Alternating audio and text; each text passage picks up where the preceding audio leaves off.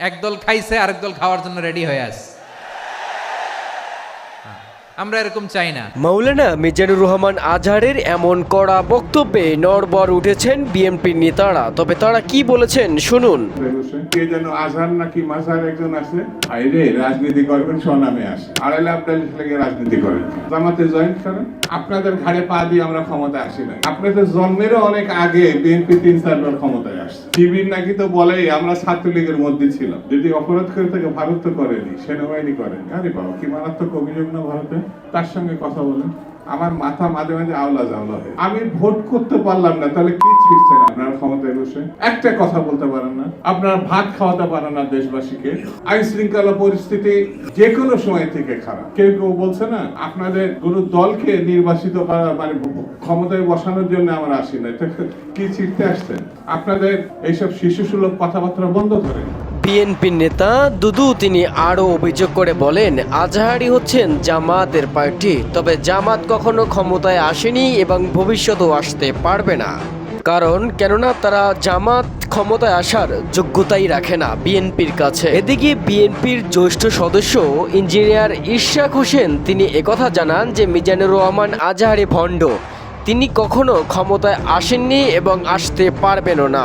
গতকাল আমরা একটি বৃহৎ অন্য রাজনৈতিক দলের নেতার মুখে শুনলাম যে এক দল খেয়ে গিয়েছে, আরেক দল খাওয়ার জন্য নাকি বসে রয়েছে। তো আমি তাদের উদ্দেশ্যে বলতে চাই যে এই ধরনের মন্তব্য করে আমাদের যে ঐক্য সৃষ্টি হয়েছিল খুনি হাসিনার বিরুদ্ধে, সেই ঐক্যকে বিনষ্ট করলে সবশেষে গিয়ে দেশ এবং জনগণেরই ক্ষতি হবে। কেউ যদি বলতে চায় আমরা খাবার জন্য অপেক্ষায় রয়েছি, তারা বোকার স্বর্গে বাস করছে। আমি বলবো যে আমাদের পেটে যতটুকু খাবার আল্লাহ ঢোকানোর ক্ষমতা দিয়েছে, আপনাদেরকেও মানুষ হিসেবে ততটুকুই দিয়েছে। এখন আপনারা ইতিপূর্বে খেতে পেরেছেন কিনা সেটা নিয়ে হয়তোবা আপনাদের কোনো ক্ষোভ থাকতে পারে যে আপনারা কোনোদিন রাষ্ট্র ক্ষমতায় যেতে পারেন নাই, রাষ্ট্র ক্ষমতায় যেতে পারবেনও না। তবে 5ই আগস্টের পরে যত কিছু অকর্ম ঘটনা ঘটেছে, বাজার থেকে জমি দখল পর্যন্ত যা দখলবাজিত্ব উঠেছে, সব কিছু বিএনপির নায়কদের বিরুদ্ধেই উঠেছেন। কোনো জায়গায় বড় নায়ক, কোনো জায়গায় ছোট নায়ক।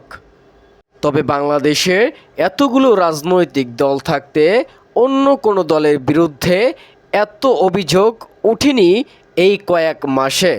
তবে বুদ্ধিজীবীরা বলছেন যে ক্ষমতায় যাওয়ার আগেই তারা যে লুটপাট শুরু করে দিয়েছে, ক্ষমতায় গেলে এক ফোঁটাও থাকবে না, সবগুলো চেটে খেয়ে ফেলবে।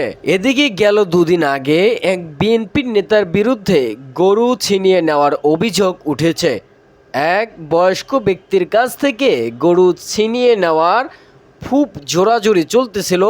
তবে সেই বিষয়টাও মুখ খুলতে চান না বিএনপি। দীর্ঘ 16 বছর স্বৈরা শাসক সরানোর পরে নতুন করে স্বৈরা শাসক হয়ে উঠেছে বিএনপি। তবে দেখা যাচ্ছে একজন মজলুম ব্যক্তির কাছ থেকে গরু ছিনতাই করে নিয়ে যাওয়া হচ্ছে বিএনপি নেতা। তবে বিএনপি নেতা তিনি জোর জবরদস্তি করে এই গরুটি নিয়ে যাবেনি বলে দাবি করেছেন।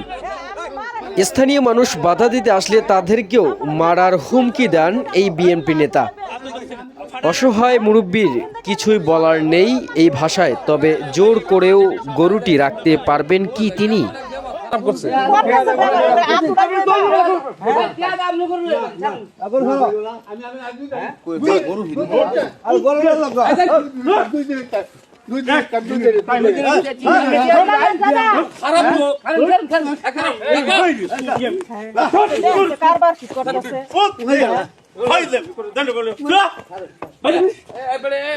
তবে বিএনপির এমন কুরুচি মন্তব্যের কারণে দিন দিন তাদের সমর্থকও কমে যাচ্ছেন। Imran Hossain, heart mission TV.